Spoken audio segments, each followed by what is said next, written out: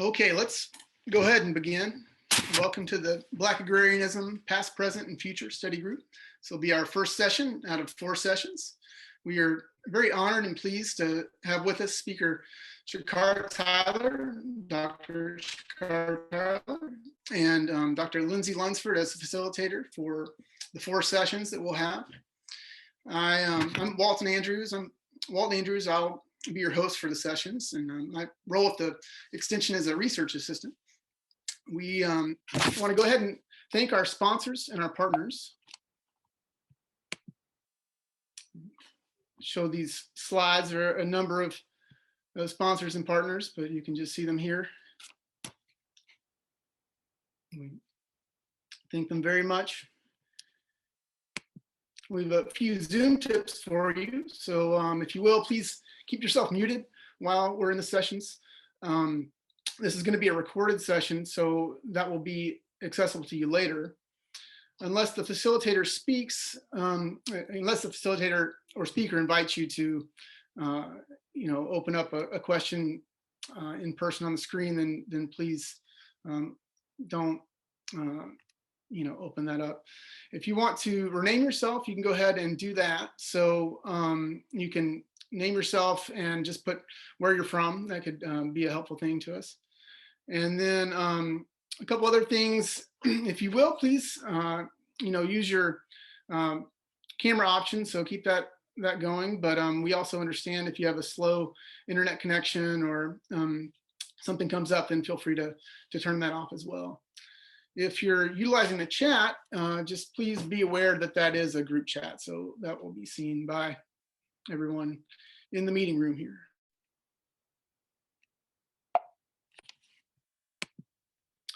And then one last thing I want to go over very briefly before we head into the rest of the session are the community commitments. And so we can see here, referencing back to our initial keynote, we have agreements here to actively listen and honor the experience of others that others have lived. We will create a space that allows for learning and growth, which we know can be difficult at sometimes. Move up. If you are someone who speaks easily, then maybe move into more of a listening role. And if you are someone who listens a little more easily, then maybe move up into a speaking role a little more. We want to be mindful of intent versus impact. So, some of the things that we say might be experienced by others in a different way that might be a little more intense for some others. And then we also want to be graceful with each other and acknowledge that we make mistakes, they happen, and we can just learn from them and go forward. So with that said, I want to go ahead and introduce you scholar, activist, and agriculture advocate, Dr. Lindsay Lonsford, inspired by her alma mater, Tuskegee University, is setting a tone for the upcoming generation of urban agriculturists. Currently working as a sustainable food systems resource specialist through the Tuskegee University Cooperative Extension, the College of Agriculture, Environment, and Nutrition Sciences at Tuskegee, and the Carver Integrative Sustainability Center, Dr. Lunsford works in the food justice and community sovereignty efforts. I will turn the session over to her now. Thank you. Thank you so much, Walt. I'm so happy to be here, everyone. Thank you again, Extension, for putting this on. Thank you, Kate. Thank you, Sam, Brooke, everyone that was involved in doing this. I am your facilitator today. I'm so honored and pleased to be with you all. This is going to be impactful for some, exciting for others, educational, I'm hoping, for most. So I'll just add a few things onto my bio. I do live and work here in Tuskegee. I wore my Tuskegee t-shirt to try to represent for folks. And I work for the Carver Integrative Sustainability Center, as Walt said, as a sustainable food systems resource specialist. So really looking at land and power and how people have access to both. or lack of access to both or either. So I'm very excited to be here. And two of the things that I have an honor to do, one is to read out to you all our Land and Power Acknowledgement, which I thought was so awesome of the San Juan Summit for doing that, for having this included in their language and something that they wanted for all of you to have. And I also have the honor and privilege of introducing Dr. Tyler, who I feel so blessed to have actually met in the real world before the panorama or the pandemic, as people call it, occurred. And so I've been a fan of her work and excited for the things that she's done around food and policy in Detroit. So before I get into a full introduction of Dr. Tyler, I would like to read for you all this Land and Power Acknowledgement. And if it's helpful, I invite you all to just ground yourself in this moment, sit up. If your body is able, go ahead, put your feet on the ground. Kind of inhale through the nose, exhale. It's Sunday afternoon, so I acknowledge you might be coming with a lot or not with a lot before you come into this space, but just want to give everyone a second to settle and be fully present in this moment. So if you need to do that while I read this out, I welcome that. So I'm going to go ahead and read this to you all and invite you. And also, if you just want to close your eyes and listen, if that helps you listen better, I welcome that as well. So we recognize and honor all peoples who have ancestral ties to these lands and waters. We also recognize and honor both our ancestors and all those living who have contributed their labor, experience, and knowledge to growing food and nurturing communities, and all those that are not here yet. We recognize the importance of uplifting the voices of Black, Indigenous, and other people of color in spaces where they've been excluded or made invisible. We welcome and honor the speakers from these communities who will be sharing knowledge, experience, and wisdom with us as a part of this event today. As we honor these people and ancestors, we acknowledge historic and current injustices and work to find ways to move from acknowledgement to practice. It is our hope this event can offer a next step in building relationships that will in turn aid in building a more equitable food system. Ashe, as some would say. So thank you so much for those that went into writing and crafting that message. Thank you so much for those that had ears to receive that message. And we hope that it is fruitful and in both its intent and its impact. So with no further ado, I will now transition into introducing you to Dr. Shakara Tyler. Dr. Tyler is a returning generation farmer. She's also an educator and an activist scholar who engages in Black agrarianism, agroecology, food sovereignty, and climate justice as commitments of abolition and decolonization. She obtained her PhD at Michigan State University in community sustainability and works with the Black farming communities in Michigan and the Mid-Atlantic. She also serves as the board president at the Detroit Black Community Food Security Network, or DBCFSN. She is a board member of Detroit People's Food Co-op, DPFC, and a member of the Black Dirt Farm Collective. We welcome Dr. Tyler into this space today. You guys can give her some welcome wave hand fingers, let her know you're here, you see her, and I will go ahead and mute myself and turn it over to Dr. Tyler. Thank you so much. Thanks, Dr. Lunsford. I appreciate that. It's great to see everyone here. I really look forward to having productive conversations, learning conversations, and I hope that it can be more of a dialogue and less of me talking at you about what I know or what I think I know. And I really hope that we can build a lot of common understanding across unfamiliar and familiar knowledges. So I'm going to begin to share my screen.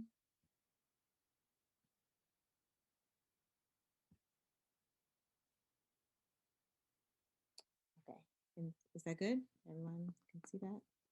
Awesome. So I'm going to be talking about a history, a fairly comprehensive history of Black agrarianism. in the US, or Turtle Island, as it was previously called prior to colonization. And I will start with a brief overview of Black agrarianism as a general theory and practice. Then I'll move on to discussing the historical trajectory and some brief contemporary impacts. I'll end with some generally brief explanations on why and how Black agrarianism thrives today in various manifestations. So I want to start by getting a sense of who is in the room, a quick temperature check. You can type in the chat, who are you? It could be a really basic title, parent, student, researcher, professor, just who do you consider yourself to be? And of course, many of us wear many hats, so you can choose one or you can choose all. I just want to get a sense of who I'm talking to, and maybe some general orientations around what you intend to get out of this presentation, so I can speak explicitly to that. So I'm going to stop sharing my screen for a minute so I can see the chat. Is the chat open to everyone? Okay. Okay, gardener and food producer for K through 12 schools, farmer, immigrant from Japan, farm worker, outdoor educator. Wow, we have a really dynamic group here. Master's student, extension educator, farmer. Nice. Artist. All right, well, I hope this presentation meets your expectations and is very much aligned with your everyday work.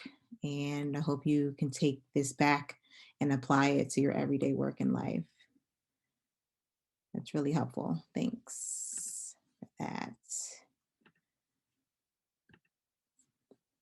All right. So I'm going to continue on with the presentation so we can actually have enough time to have our Q&A at the end. So Black agrarianism is a pedagogical thought, praxis, and social movement. It reflects the fierce determination to define freedom in terms of agricultural self-sufficiency and the consciousness involved in achieving it. It highlights the connections between social justice and environmental stewardship and its ancestral legacy of resistance. And as a food sovereignty praxis, it is an anti-oppression pedagogy that honors the ecological agency that has always been relevant to Black experiences.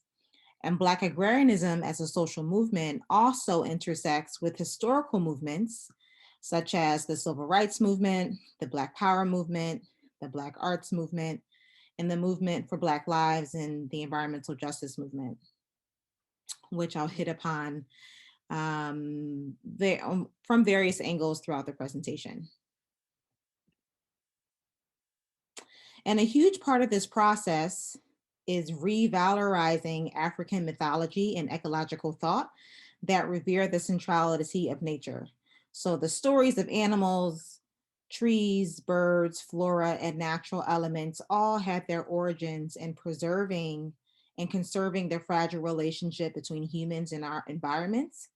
Rather than seeing ourselves as separate from nature, as theorized in Western cosmologies, we see ourselves as part of nature.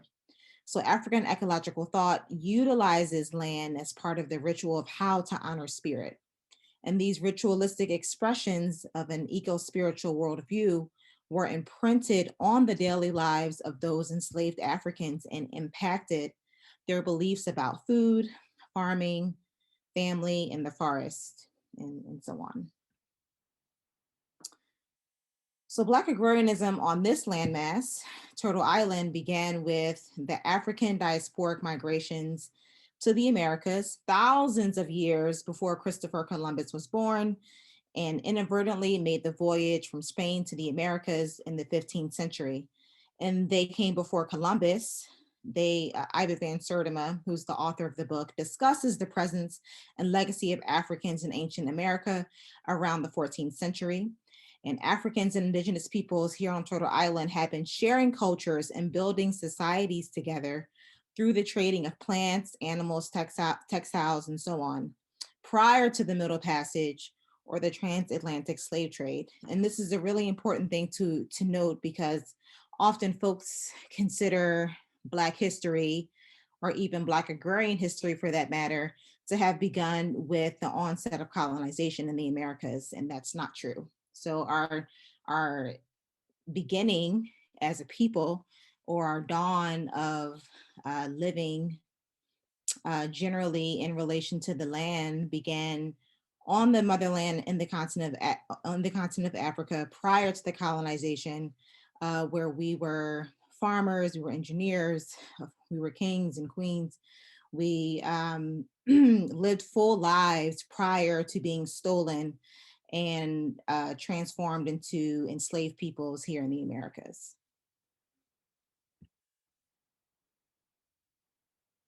So during the onset of European colonization of the Americas, enslaved Africans brought a wealth of knowledge based on our mastery of agricultural technology, production practices, and culinary skills, as well as the medicinal and other uses for plants. Being forced onto the enslavement ships and the journey to the Americas, we braided rice into our hair as a way to carry our cultural heritage with us and ensure we had a food supply when arriving to the Americas. And so this is a very popular story. Some would consider it a folklore or the mythical knowledge of Black agrarianism. And we hold it very dear to our hearts as one of the beginning factors of our influence here in the Americas as it relates to the horticultural knowledge, the land development, et cetera. So rather than Europeans introducing rice as a specific plant to the Americas from West Africa, as previously thought, Africans were actually the ones that transferred the seeds, again, in our hair, the cultivation skills and the cultural practices necessary for establishing rice in the Americas. And the popular brand Carolina rice, which I think many folks are familiar with, began to be cultivated in South Carolina in the 17th century through the expertise of enslaved Africans. And the rice plantation economy grew to be a dominant commodity through the Civil War, and our technology and labor created a multi-million-dollar industry that eventually provided the revenue for the Industrial Revolution. So skipping ahead, there's a lot of history to cover, so I'm moving across various time periods. In 1865, newly emancipated Africans deposited over $16 million with the Freedmen Savings and Trust Company, a private financial institution established by Congress, of which approximately 70% of the monies withdrawn were used to purchase real estate. Outside of Georgetown, South Carolina, 160 African families acquired a former plantation and held the land together in a joint stock company. This demonstrative act of solidarity, economics, and collective ownership was commonly used by African agrarian communities throughout the South, particularly South Carolina. And with the intention of building an autonomous community, 300 African families purchased 10 to 15 acres at a tax sale on St. Helena Island. And the Freedmen Savings Trust Company was a significant tool in assisting newly emancipated Africans in purchasing over 15 million, almost 16 million acres of land, which became the height of Black land ownership in history in the early 20th century. And cooperativism was basically the strategy that facilitated this process. Cooperativism as a political philosophy has been used by Africans in the building of US agriculture since we were forcibly brought to the Americas from Africa. Realizing that our survival depended on working together and sharing resources, we pulled from the collective traditions from the African nations and civilizations we came from.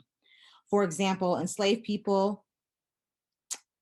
Black people might share a small kitchen garden to provide more of a variety of food than what the master would give. Those that had the opportunity to earn money would pool those earnings to each other's would pull their earnings together to earn each other's freedom when there was a slave master who was willing to sell. The Underground Railroad is another example, which was a collective and cooperative interracial effort to provide a hidden and protected route north to safety from enslavement in the South, and actually in the North too. And another example is Black co-op grocery stores, which were the only way some Black communities were able to feed ourselves. All of these examples are relevant to how we think about African influences on US agriculture, because this kind of Black cooperativism is what sustained us through centuries of exploitation and extraction based on building land-based wealth, particularly for white settlers. And one of the more popular Black cooperative institutions of the late 19th century was the Colored Farmers Alliance.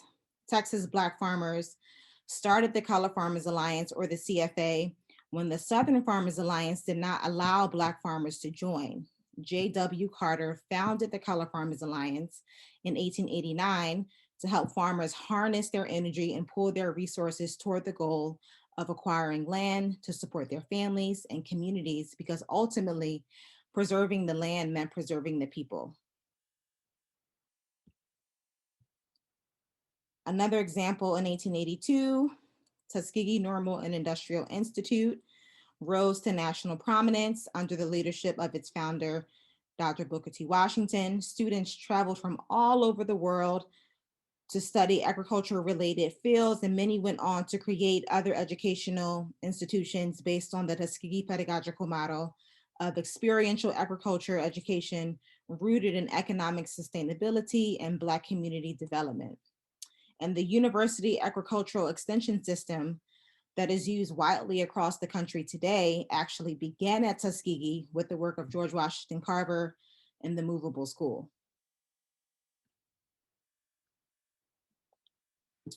So in the Sage Handbook of African Cultural Heritage in North America, Baba Owusu Bandele, who was the co-founder of the Southeast African American Organic Farmers Network and other really abundant Black agrarian institutions in the South, shared a table of some Black agricultural inventions of the 19th and 20th centuries.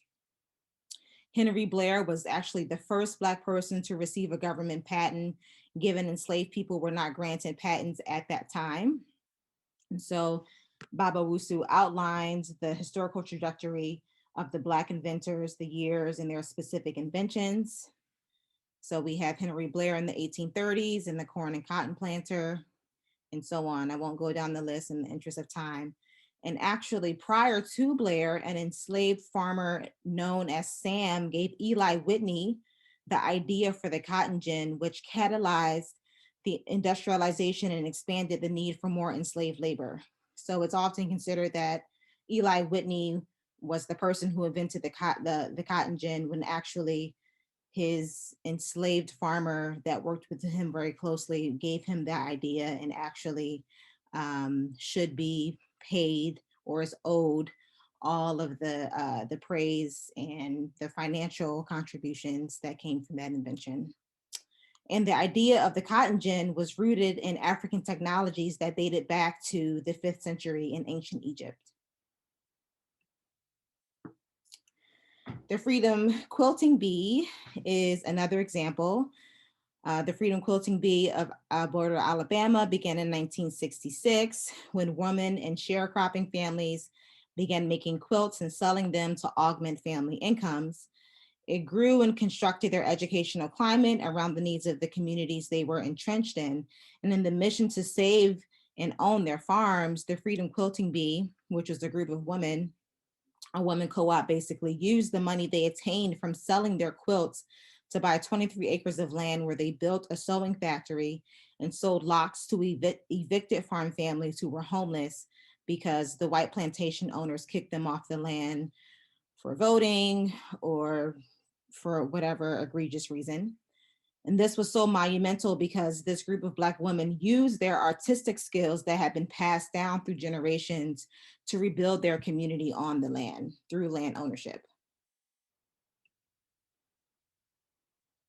So from the 1930s 1910 to the 1970s, during what is usually considered the Second Industrial Revolution, millions of Black people migrated quite heavily to the urban North and West to escape the white terrorism of the rural and urban South. Employment in the North provided opportunities for thousands of Southern Black farmers to escape Jim Crow, racial oppression, and lynchings. Many Southern African American migrants followed the rail lines and settled in major cities that included Philadelphia, New York, Chicago, Detroit, and the list goes on, Milwaukee, Boston, etc. While they left the land in the South, the agricultural knowledge used to build thriving Black communities and the one quintessential tools in building the agricultural industry of the US was brought with them to northern cities. And so it was often considered that Black people, when they left the South, they left the land and the knowledge of the land behind. And we know that's not true. They bought that knowledge and all of the seeds and the stories, et cetera, with them to the North and planted rural farms in the countrysides of Detroit, Philadelphia, et cetera, and also planted backyard gardens, front yard gardens. They planted on their windowsills, wherever they could, because often producing their own food was the only way that they would eat in the urban North.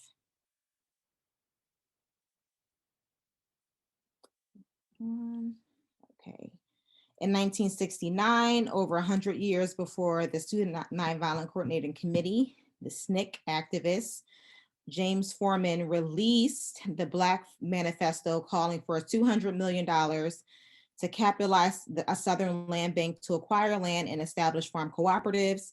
The celebrated abolitionist and scholar Frederick Douglass put forth a proposal to establish a $100 million capitalized national land bank to acquire and resell land on equitable terms to Africans. And this is just one example of how many abolitionists, Black abolitionists coming from a Black Power framework demanded millions or billions of dollars from the US government or from other sources to build a Black land bank or a catch-all for Black land, because they knew that land was power and that was the only way that Black progress or racial upliftment was going to happen. The RNA, or the Republic of New Africa, is another example. They're famous for their motto, "Free the Land," which is a common Black agrarian dictum today that we still use.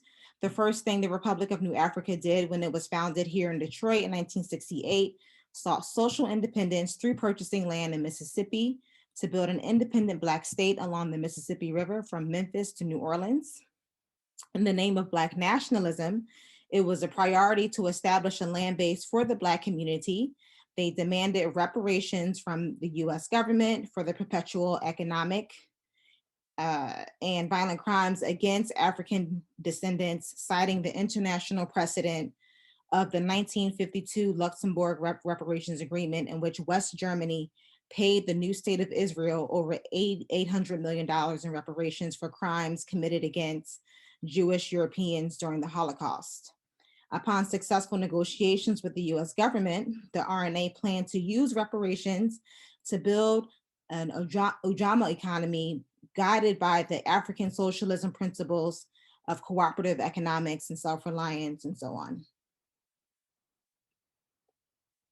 Another example is Fannie Lou Hamer's Freedom Farm Cooperative in Mississippi. In 1969, the Freedom Farm Cooperative Corporation acquired over 600 acres of land in Ruralville, Mississippi. Within its first 2 years of operation, the Freedom Farm Cooperative created a shared ownership model, allowing cooperative members to feed themselves, own their homes, farm cooperatively, and create small businesses together in order to support a sustainable food system, land ownership, and economic development. It provided small business incubation services and substantial amounts of free food to over 200 financially insecure families locally and in Chicago, Illinois. Similarly, community land trusts have been used as powerful strategies countering land displacement and dispossession. And the community land trust, for those that may not know, is a mechanism by which land is held in trust and managed by a nonprofit or another entity used for whatever a community chooses, whether it's housing, small businesses, cultural spaces, gardens, parks, farms, and so on. The land is owned by a trust, which keeps it out of the speculator's hands, but residences and other structures can be privately owned and inherited, allowing community members to build wealth as a collective or a cooperative. The community land trust movement started with Black farmers in Georgia who had fought the federal government for restitution through the Pickford versus Glickman class action lawsuit that at one point in history, actually I think it still is, was the largest civil rights class action lawsuit in the US. And it actually was a civil rights era experiment to build economic power among Black farmers, and that's the community land trust. And so New Communities, who is now known as Resora, won a really strong, formidable Black agrarian institution in the South, was founded in 1969 as a farm collective on almost 6,000 acres of land in Lee County, Georgia, and with seed money from the Sharecroppers Fund and local church donations, the collective purchased what would become the largest single tract of Black-owned farmland in the US at the time. And so they instituted the community land trust as a legal and political strategy countering private land ownership. And they also instituted it as a way to protect Black land from white theft. In 1973, the Emergency Land Fund was created out of the same rebellious spirit as Freedom Farm Cooperative, the Community Land Trusts of New Communities, and other Black agrarian examples that I've mentioned and I have not mentioned. And the desire was to realize an autonomous, self-sufficient community for Black rural farmers. And the Emergency Land Fund history can be traced back to the Black Economic Development Conference held in Detroit, Michigan in 1969, where James Forman released his impassioned Black Manifesto calling for a Southern Land Bank to stimulate cooperative development and economic autonomy for Black rural communities. And this campaign launched a three-pronged resistance strategy to catalyze the sweeping tide of Black land loss, a regional attorney network to provide legal representation to Black landowners, a revolving loan fund to assist Black landowners in various land loss proceedings, and the local grassroots advocacy and political education network to defend the rights of Black landowners. And another example is the National Association of Landowners in 1977, who, in order to strengthen the grassroots land retention efforts of the Emergency Land Fund, the previous example that I just mentioned, Black farmers and rural landowners formed this association, an African-American led and controlled movement to build power and resist the takeover of Black-owned land. Through the leadership of Fred Bennett, a farmer whose family owned a 400-acre farm in Greenville, Alabama, negotiated a low-interest loan of $1 million with the Equitable Life and Casualty Insurance Company to save Black-owned land in Alabama.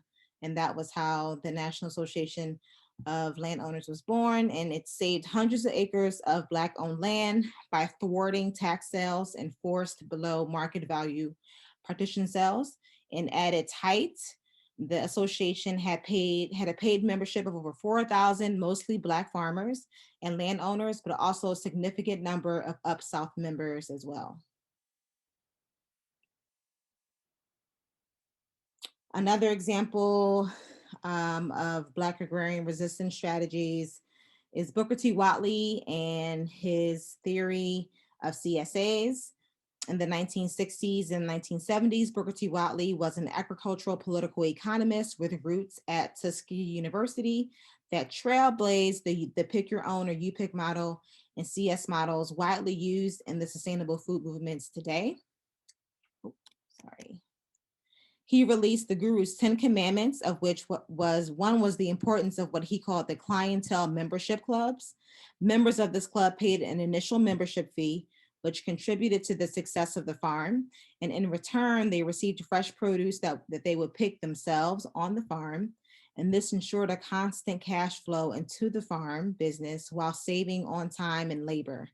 And Dr. Watley identified this as an essential aspect of a successful farm in the 1960s and 70s.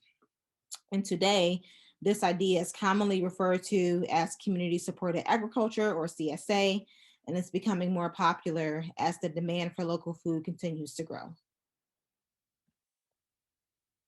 So I want to pause for a bit and ask you all, how does this historical trajectory, as it's depicted from my lens, relate to other histories that you may be more familiar with? And that could be anything agricultural related or not related. You can type in the chat.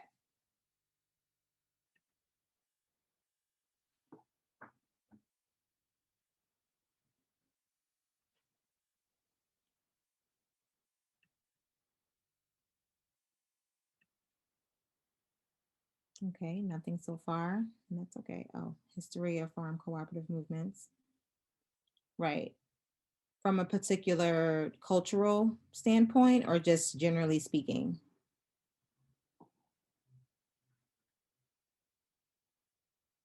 Nationally, right?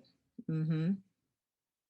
Black farmers played a huge role in the national farmer cooperative movement that really cut across all racial, ethnic, cultural identities. So that's, yep, that's that on. Yes, I can add that to the chat.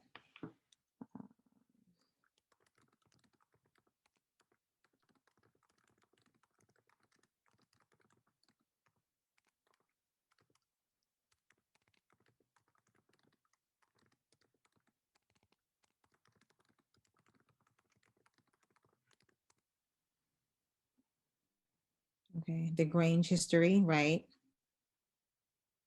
Yeah, the Grange is a really important historical example because the Grange was a really formidable farmer movement. However, they excluded Black farmers to their detriment, and like many farm alliances did at the time. And Black farmers always had to break apart and create their own institutions and own alliances, own movements, because we couldn't integrate or we couldn't work with other farmers, particularly white farmers, who actually exploited Black farmers as sharecroppers and tenants at the time. So there's a lot of history to unpack there.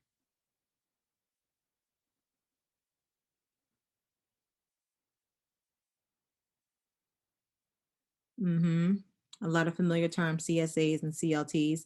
Yeah, and a lot of people don't know that that these strategies and tools that are commonly used today in regenerative agricultural movements, sustainable ag movements, food justice, food sovereignty movements started with Black farmers.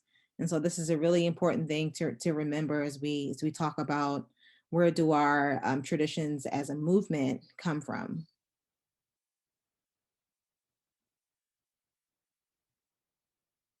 Mm-hmm. Yeah, the civil rights and Black nationalist movements during the 70s focused on everything but land, ironically. And that's, I mean, and that's very intentional because the whole concept of land as power was erased from the Black historical narrative for some time, very intentionally, to sort of erase our memories and erase our connection to the land as a source of power. And scholar and activists and educators like Monica White and Leah Penniman and others that are probably lesser known in society are bringing back that history, writing books and writing articles to illuminate how land was so central to our movements. For example, the civil rights movement couldn't have happened without Black farmers, right? Because Black farmers would often use their land to bail activists out of jail or to shelter activists, to feed them. And so a lot of that history we don't learn about in traditional civil rights history. We learn about the civil rights legislation and Martin Luther King Jr. and SNCC, but we don't learn about the intersections of like how Black farmers really bolstered that from behind the scenes.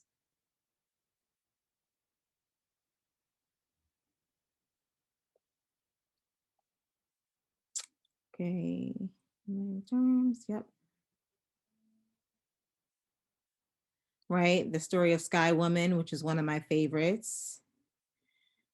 Yeah, and I definitely want to talk a lot about Black and Indigenous solidarity and how our creation stories and narratives and traditions merge beyond the context of colonialism. Maybe we can talk about that more in the Q&A part. Okay, thank you all for entertaining my curiosity. I'm going to continue on with the presentation, and then we can continue the discussion after. So I wanted to give a brief historical overview of land dispossession and displacement since around the Emancipation Proclamation. So in 1862, Congress passes the Homestead Act, accelerating Western migration by providing white settlers, with 160 acres of public land. And of course, this is land taken from Indigenous peoples. The act led to the distribution of 80 million acres of public land by 1900. And then in 1865, which is the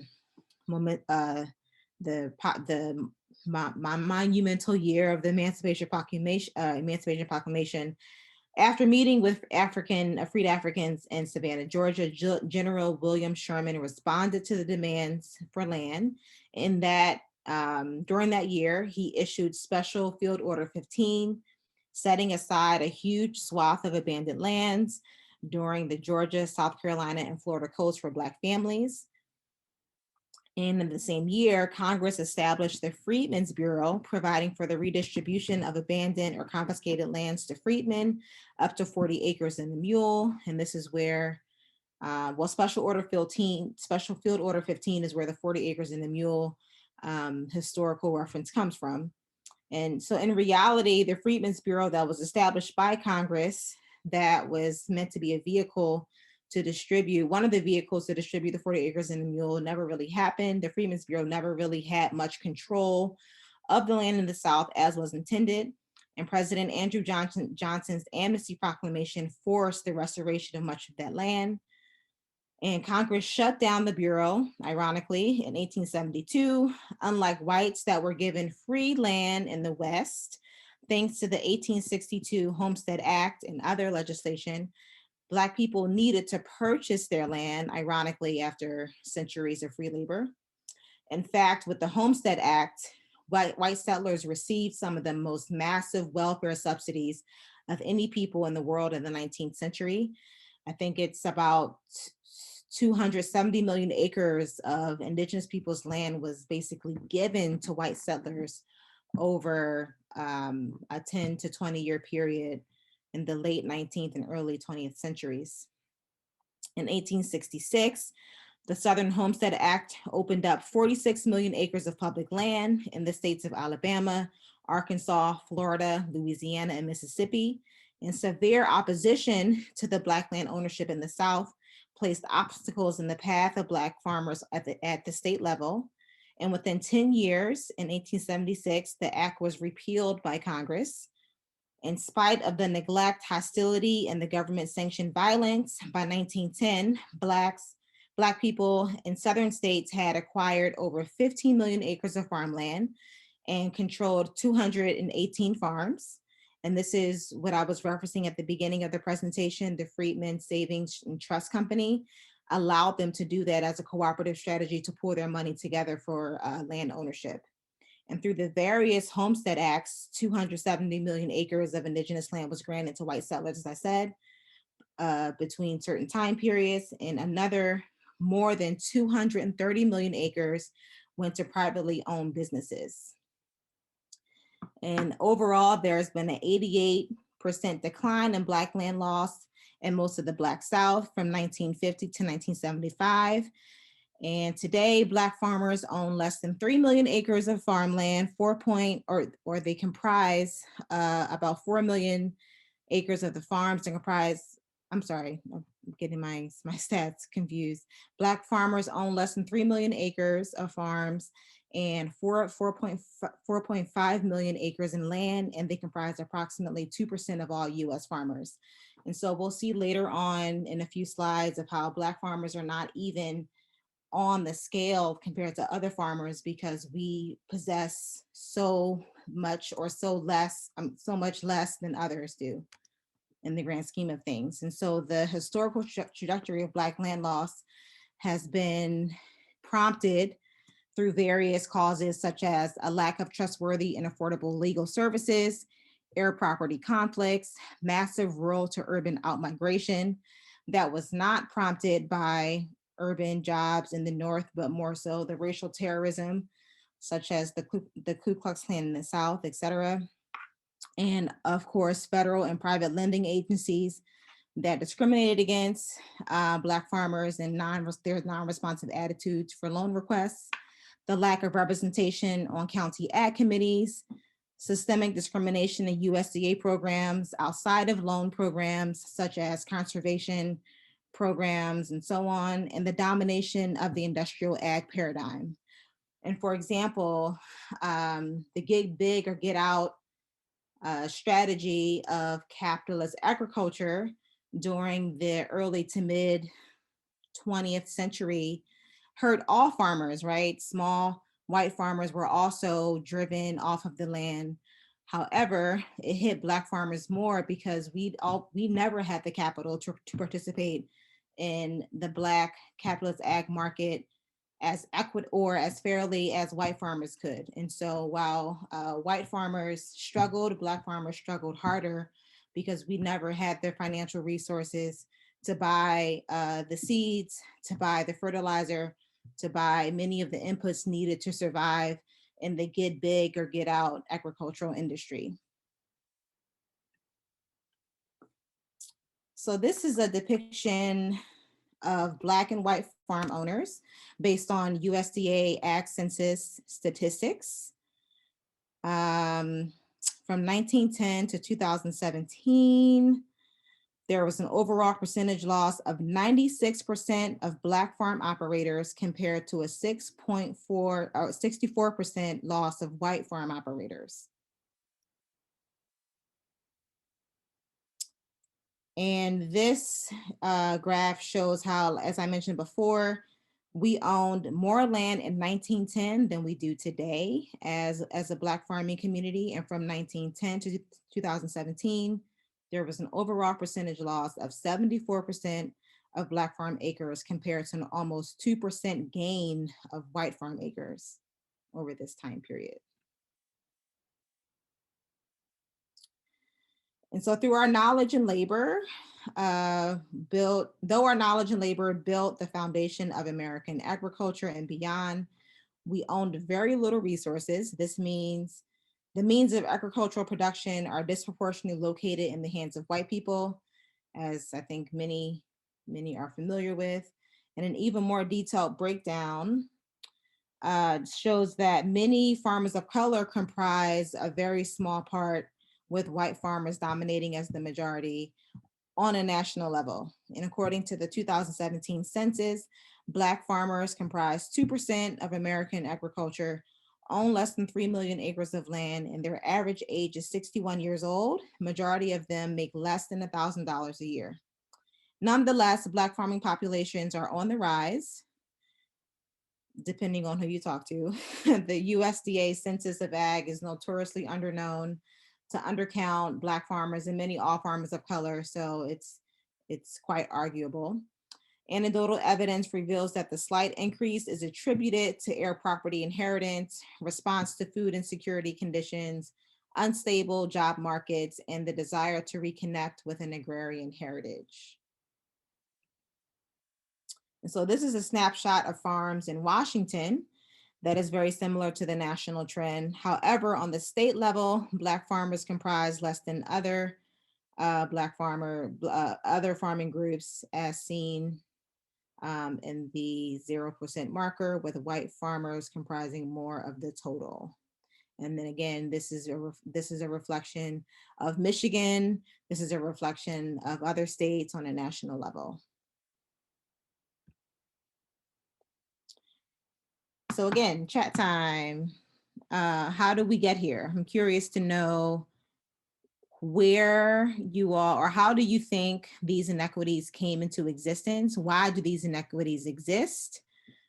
Where are you all in your understanding of why things are the way that they are?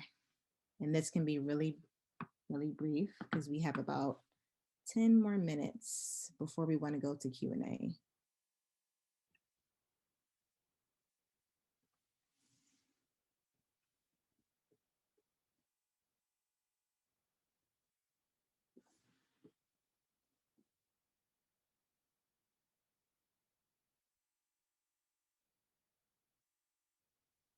Right? Discrimination by banks, lending practices, white supremacy. Yes. Racism. Yes. I love short answers. We can unpack them later. Thank you. The caste system. I'm assuming you mean racial or economic caste system. I'm not familiar with Wilkerson's work.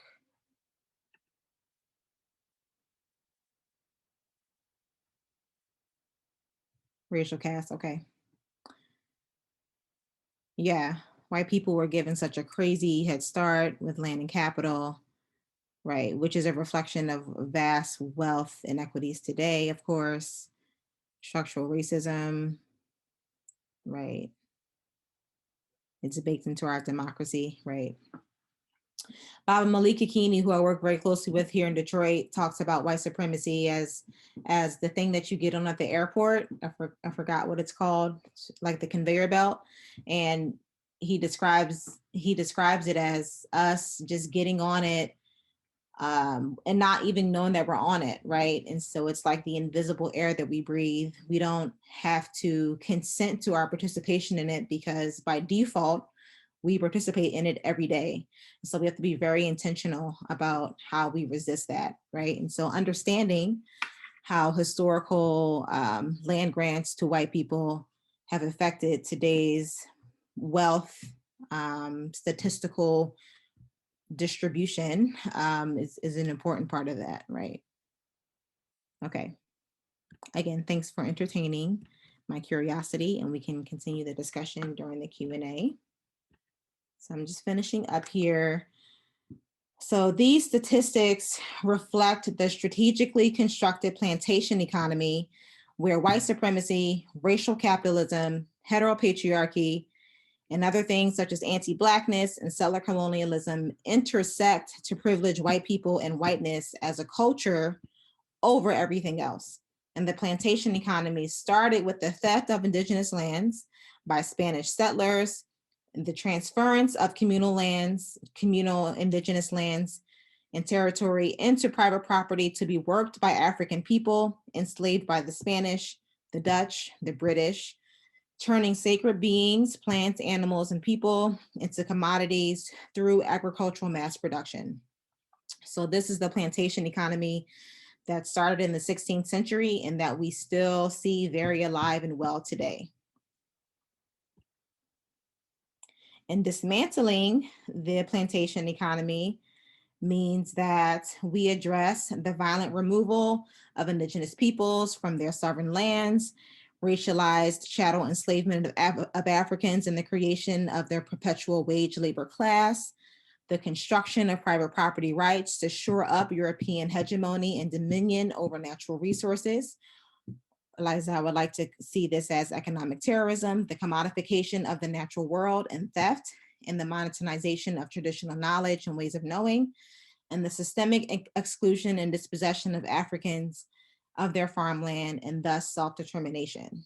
And so Black agrarianism is about dismantling the current food system that's deeply intertwined with these intersectional systemic oppressions. And that's why we say the food system isn't broken. It's designed exactly the way it was designed to work, right? And so Black agrarianism, in essence, fights against this on a regular basis through multiple ways. And so we use community self-determination to dismantle the plantation economy, which means addressing many of the things that I mentioned in the previous slide, And a lot of these organizations, the Movement for Black Lives Matter, the Detroit Black Community Food Security Network, Black Farmers and Urban Gardeners, or BUGS, the Black Oak Center for Sustainable Living, and another, like, I could go on listing all of the organizations that actively use community self-determination as a tool in urban agriculture, in rural agriculture, and Black food justice and food sovereignty in a number of ways to fight against the plantation economy. And so this is a book resource list that I always like to share for folks who may be just learning about Black agrarianism and the intersectionality of it as a movement with other social movements and other theories and practices.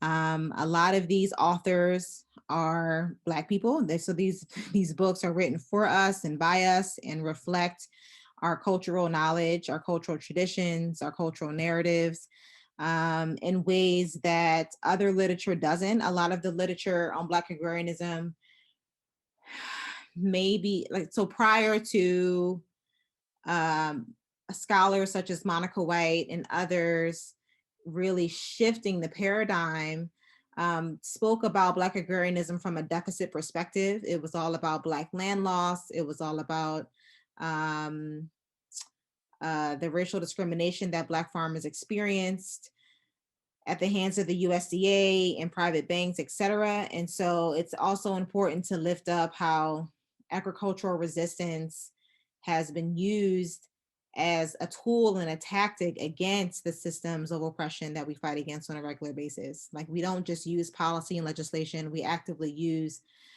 sharing the seeds and the stories that come with them. We actively use nutrition education. We actively use community gardens and youth development. All of these things are embedded in Black agrarian practices that we're still reclaiming as a people, for our survival, for our thriving, and for our ultimate liberation. So I'll stop there, and I look forward to your questions.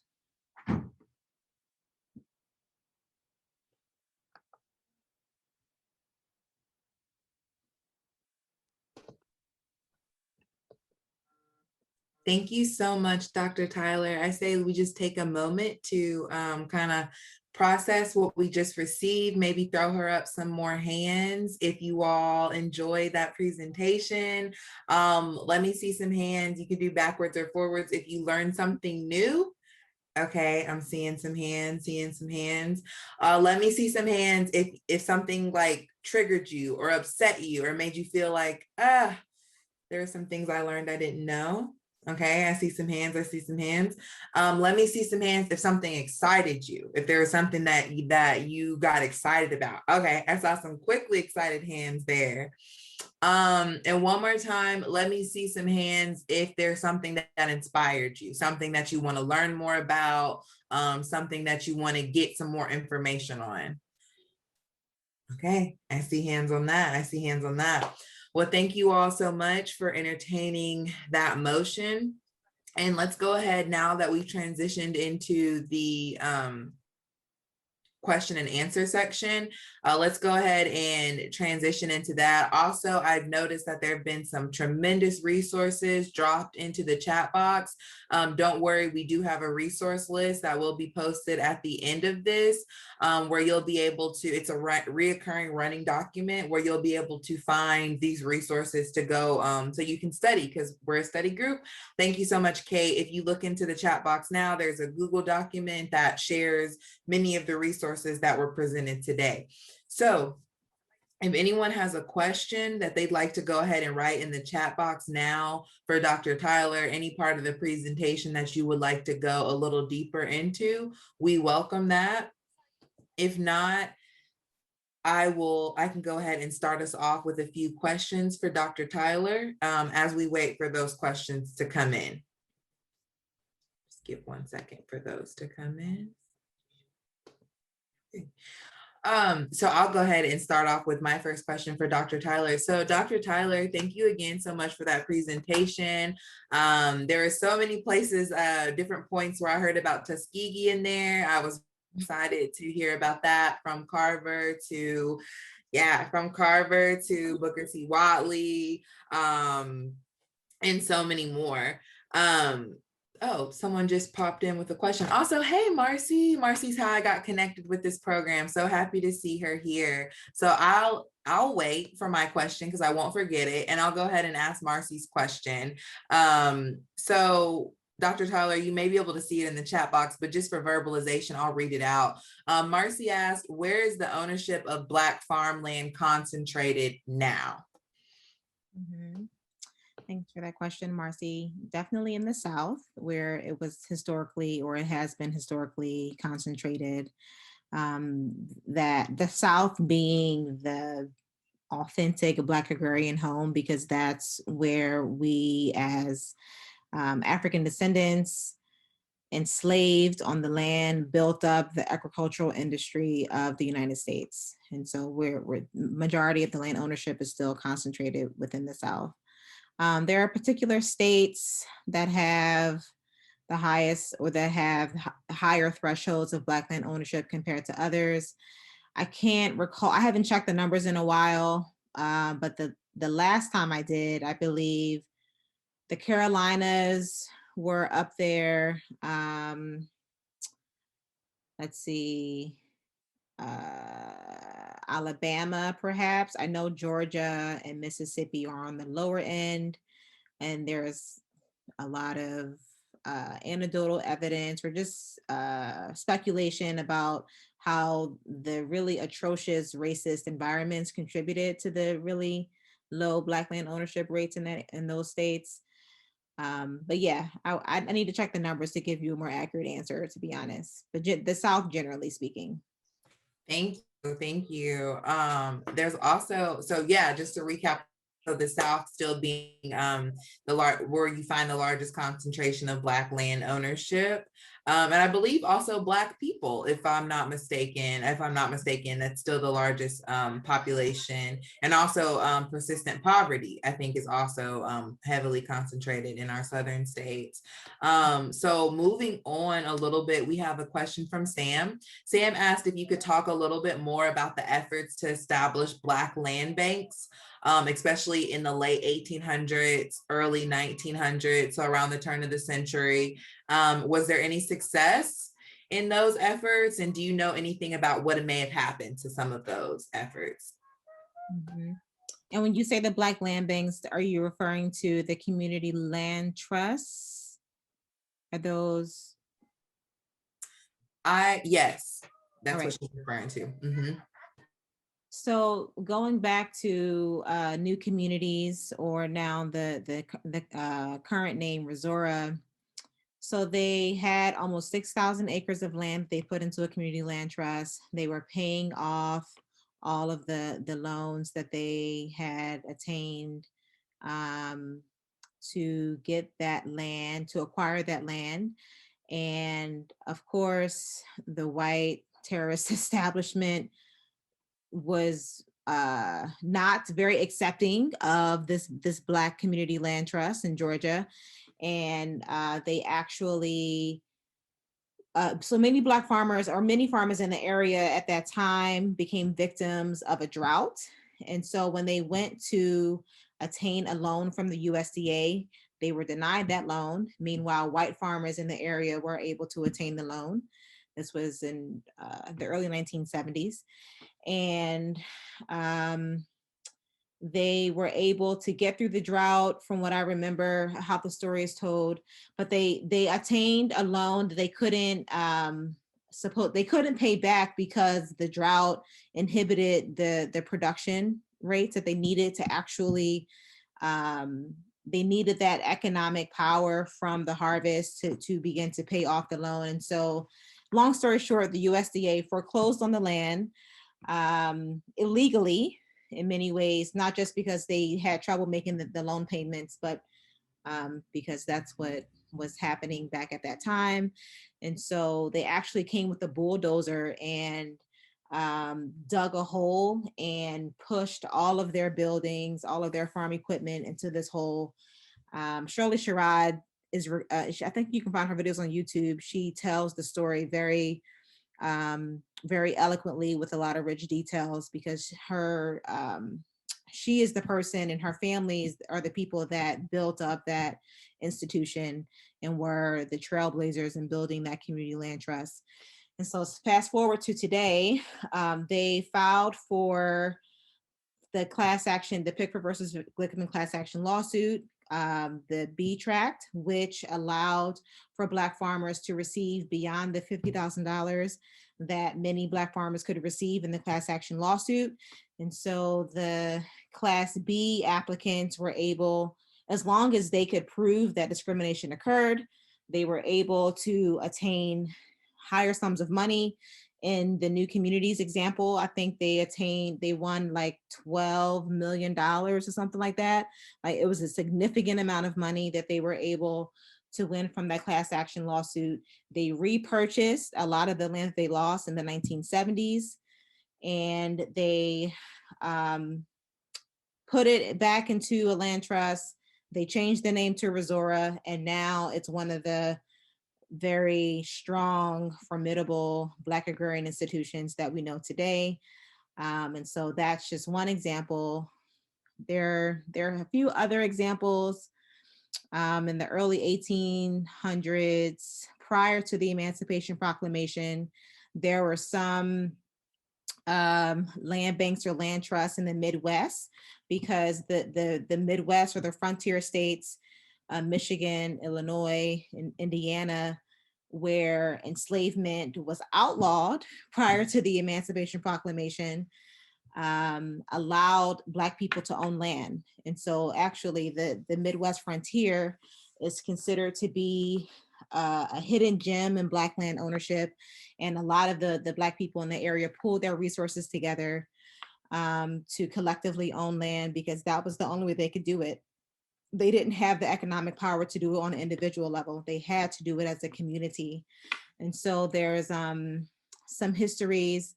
Taya Miles, who's an African Indigenous scholar, talks about Black Indian territory in the early 1800s. So you can Google her. She has a few articles and books that lays out that history in really rich detail. Yeah, and there are many, many other examples that talk about land banks and land trusts as a model of resistance against capitalist agriculture. Yeah, if you email me, I can give you some more, but I don't want to spend too much time explaining all of the examples when I get to more of the questions. Thank you for that. Yeah, thank you so much, Sam, for posing that question. And I think a great follow-up question would be, sorry, I just saw another question pop up. I think a good follow-up question is just talking a little bit more about Black land loss in general. I know that you hit some definite details and some high points, but any like final takeaways that anyone in the audience that still has questions or like would want to walk away from here knowing about Black land loss, anything you could offer around that? Mm-hmm. Well, aside from it being a very tragic story in our history as a country, again, Black land loss was at its height in 1910, which is it's ironic that we own more land then than we do now. There's a lot of reasons for that I already mentioned. And one factor that I really want to unpack is, aside from the discrimination or the racism at the hands of the US government, it was also Black people being fed up with the white terrorism of the South, which is why they fled to the North and didn't really receive the treatment, or they weren't able to live the lives that they wanted to, because the North wasn't that much better with the racism and discrimination in factories, et cetera, et cetera. But Black land loss is a really tragic story that has multiple factors attached to it, from the trauma specifically that Black people have absorbed, being driven off the land decade after decade, and what we like to call the post-traumatic slavery disorder, or post-traumatic slavery syndrome, where a lot of Black communities are adverse to working the land. And so I want to lift up a story where I was sharing about Black farming and Black land and power to a group of kindergartners and first graders at a charter school that I was working at in Lansing, Michigan, when I was in grad school. And this beautiful boy, he was so befuddled that I was a farmer and I was Black. He said, okay, so you're a Black person and you farm. Isn't that like slavery? Why would you want to do that? He couldn't equate it to him and to many other people, adults included. It doesn't make sense that Black people want to farm, right? Because of the story of Black land loss. It's like we've left that behind. Why do we want to go back to the land? Black land loss occurred because they don't want us on the land, so we should just do something else, right? And so it's a very complicated history, a very complicated set of experiences and assumptions that we're still unraveling, we're still deciphering today as Black people that are fighting for our liberation in the midst of not owning a lot of the land base here, right? And so 98% of the acres are owned by white people in this country.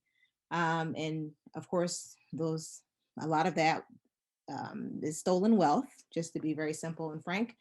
And yeah, so what's the situation to get Black people, more Black people, or more land in the hands of Black people, right? Like reparations has been posed as a solution, many other things. And so, yeah, historically, Black land loss is a really tragic story that can be spoken of from multiple angles, but essentially boils down to the white settler colonization that extracted and exploited Black people for labor, our knowledge, our intellectual expertise of growing rice in the South, and our intellectual expertise around cotton harvesting, et cetera, et cetera. And so, yeah, I mean, it's such an open-ended question. I don't really know where to go with it. So I hope that that provided some context that you were looking for that question.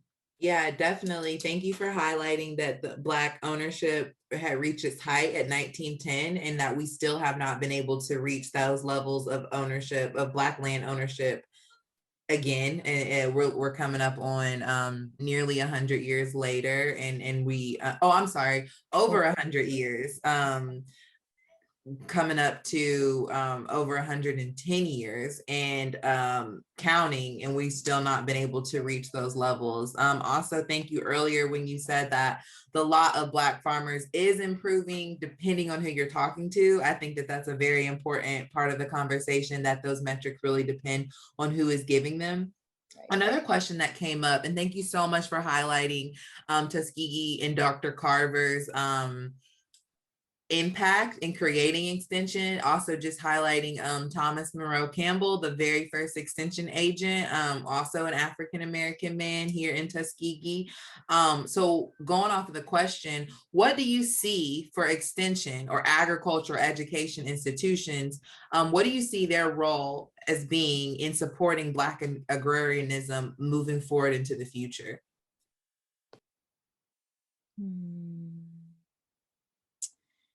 Yeah, that's a really powerful question. I actually did part of my dissertation on Black agrarian education in the U.S. and their role moving forward, to keep it as simple as I can, at least I'll try to. I think a lot of it has to do with remembering the experiential components of the ag extension model that Carver and Booker T and Thomas Monroe Campbell lived by. Like, that's what made the extension model so effective. It was hands-on. The extension agents went to the farmers. It traveled the countryside with the wagon with the tools that they needed to do the demonstrations. And they gave the farmers they needed to replicate those demonstrations on their particular farms, whether it was a business or a so-called homestead, et cetera, et cetera. And so I think the ag extension model has sort of gravitated away from that due to budget cuts and and many other things. Our Western model of education is extremely toxic.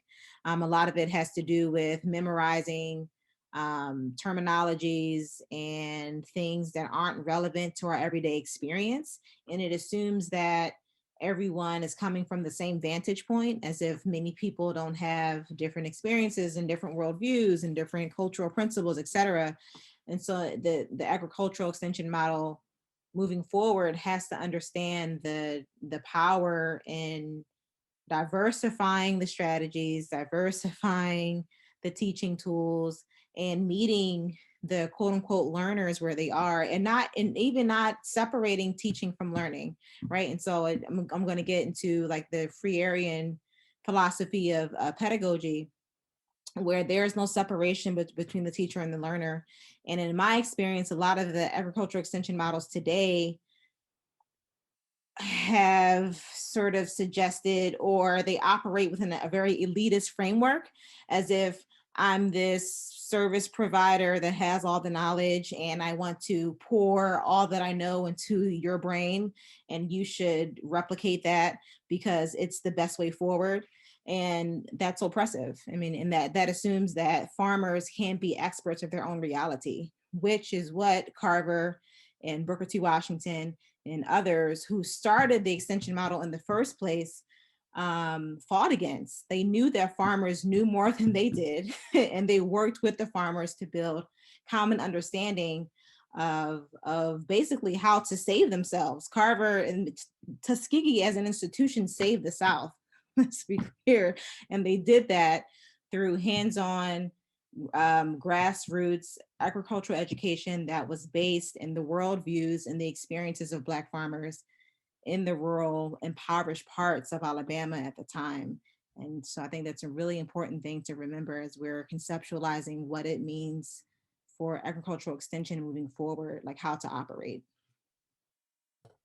I saw a bunch of like hand flashes going on. So thank you so much for sharing those points of truth, Dr. Tyler. I just would add to that Carver saved the Midwest as well with the Dust Bowl migration. They went to him, looked for answers for crop rotation and how to stop the boll weevils.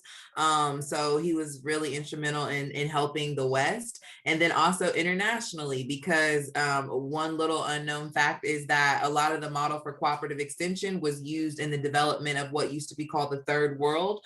So when they wanted to go develop those areas, they looked at early extension models for doing that, because at the time after the Civil War, the South was itself considered what you would consider today, or what the terminology they used to call a third world country. That's what the South was after the Civil War when it comes to poverty, disease, and things like that. So that's what they were fighting with cooperative extension. So thank you so much for highlighting how cooperative extension in the roles of Carver and other people at Tuskegee not only elevated the South, but also the Midwest and then internationally. So thank you so much for highlighting that. We still have some questions rolling in, so I want to honor those.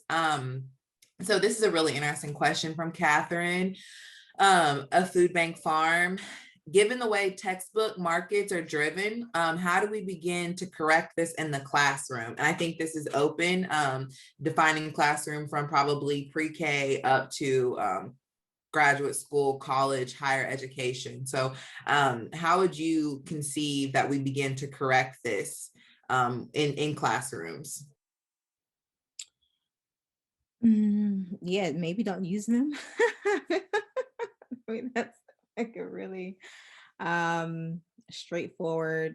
Yeah, so that's my catch-all answer. Traditional textbooks are really ineffective and inefficient in the class, in like traditional classroom settings. So as a mother, where I sort of began to really understand education firsthand when I had to transfer my knowledge to my growing child, Again, hands-on experiential knowledge generation is the best kind, and reading from a textbook doesn't always do that. And textbooks are traditionally written from the perspective of the oppressor, or the elitist person, or the overside of history compared to the underside of history in colonial terms. And so yeah, just I would say dispose of them if you can. And if you can't dispose of them, use them as a frame of reference to build critical thinking, and and really interrogate the narratives that are being um, propagated within those within that literature, because it's very oppressive to use the textbook as like the end all be all source of knowledge, when there are other sources of knowledge that aren't being incorporated because the textbook is the required tool to use in traditional like K through 12 or university curriculums. So, and of course, make our own textbooks. So the Black Dirt Farm Collective that I'm a part of, we are in the process of developing our own curriculum, which could be arguably be considered a textbook, that will be distributing and selling to people who are interested.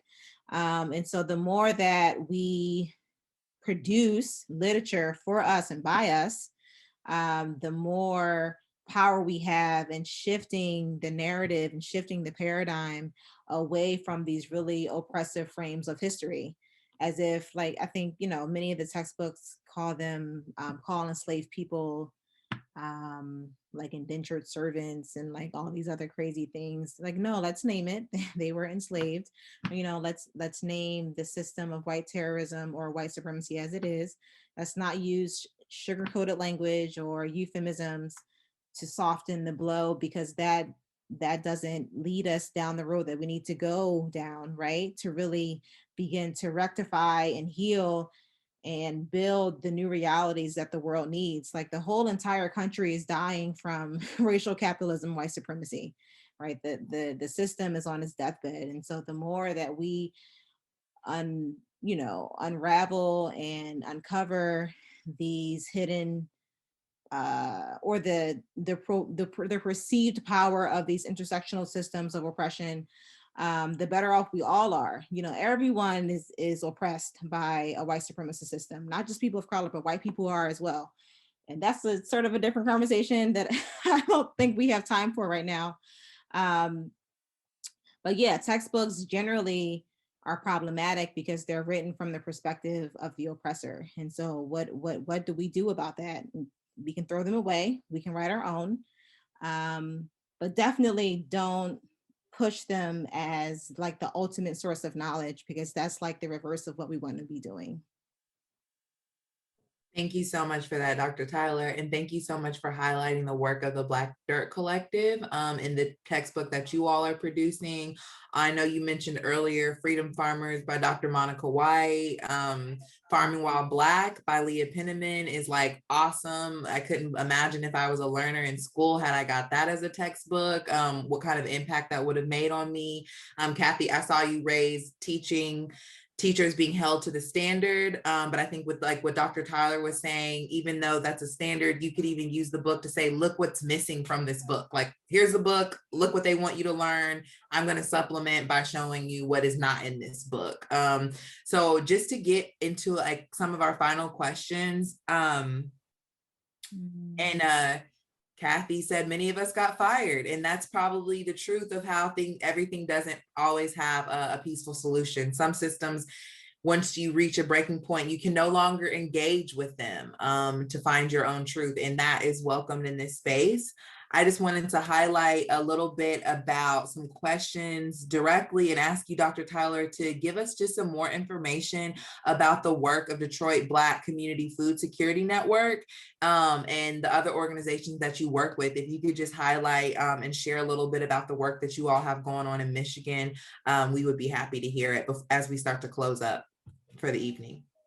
Sure. Yeah, thanks for that question. So DBCFSN or the Detroit Black Community Food Security Network. I know it's a mouthful. We laugh about it sometimes because we can't get it straight. Is a nonprofit Black agrarian organization founded in 2006, because basically the urban ag, sustainable ag movement that was becoming really sexy and nichey on a national level, but particularly in Detroit, was dominated by white people who, of course, had good intentions, but didn't have any place in forming the leadership of the movement in a majority Black city. So Detroit is 83% Black, and many white people were in positions of executive director or buying up all the land or leasing all the land for urban agriculture. So they took up a lot of space in the majority Black city, under this white savior mentality, saying that, hey, we want to come help you not be a food desert anymore. And the Black community that really grew out of the Black nationalist tradition here in Detroit say, no, we are our own saviors. We don't need your help. You take the cues from us. We will lead ourselves. And so the Detroit Black Community Food Security Network was born out of that spirit of being self-determining, and building more self-reliant, resilient Black communities rooted in reclaiming our food and land traditions. And so we have a 7-acre farm on the city's west side that is the largest urban farm in the state. We grow over 30 different varieties of fruits and vegetables. We are the only farm in the city that has renewable energy. We produce our own solar energy through solar panels. We have a windmill to run our irrigation system, a rainwater retention pond. We don't lease the land. We lease the land from the city. It's a complicated relationship with the city. We pay the city $1 a year. According to the new agreement, it's for the next 100 years that we'll be paying the city $100 a year, because the city refuses to sell the land to us, because the farm is located in a recreational park that the city owns. But the whole politics around urban land development and zoning and all these things just make that really complicated. So all in all, we have some land security, but ultimately it's not what we would like, because we would like to own the land outright. We also have a youth development program because we know the youth are the center of all the work. They are inheriting the world that we're building with them, right? And so if we're not involving them at a very early age, then all of the work that we're putting in to build a more food secure, more just food system will be in vain. We also have a political education series where people come out to the farm on a regular basis. I mean, not since COVID, but in the past, people come out to the farm to hear lectures, to eat good food, a particular Black cultural cuisine, Jamaican and so on and so on, just highlighting various Black culinary artists in the city.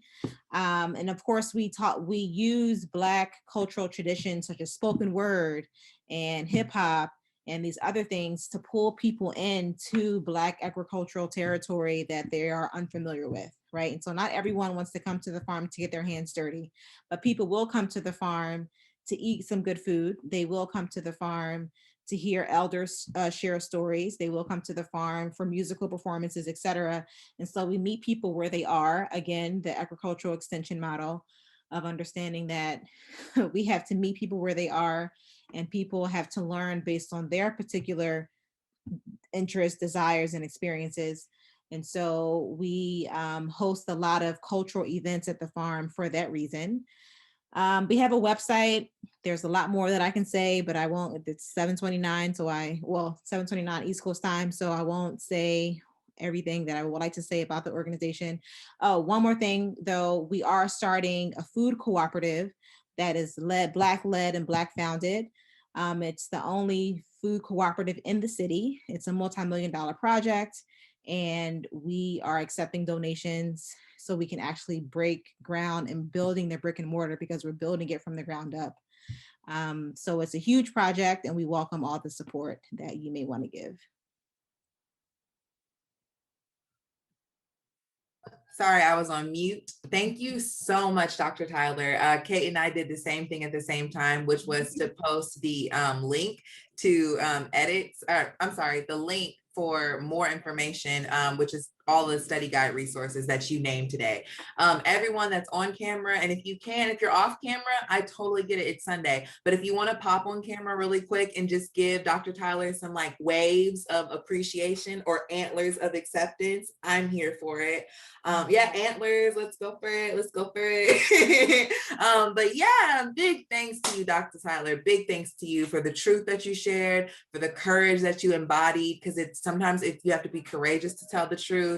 Also for all of the hours, all of the days, weeks, months, and years that went into the scholarship that you presented today. We thank you for that. And we thank you so much for being a representative your community, for letting us know what's going on in Detroit, for letting us know people have been organizing, for calling on the ancestors today that you did of so many people that are no longer here, but still affect the way we eat and consume and enjoy food. So we thank you, we honor you, and we appreciate you, and we have so much love for you.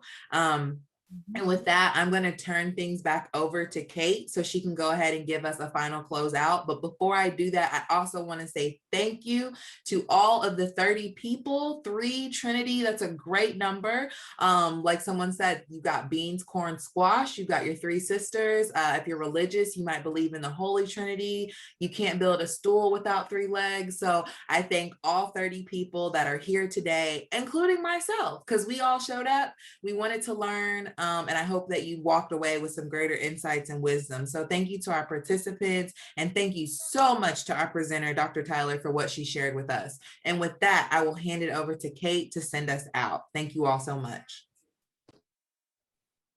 Thank you all for being here today. As Dr. Lunsford shared, there's the list of readings and resources. I will update them with all the wonderful things that Dr. Tyler shared today. And we are excited to see you again next week. Please dive into the readings and resources as you have capacity, and we look forward to seeing you again next week. Thank you all. Have a wonderful rest of your weekend. Thank you. Bye.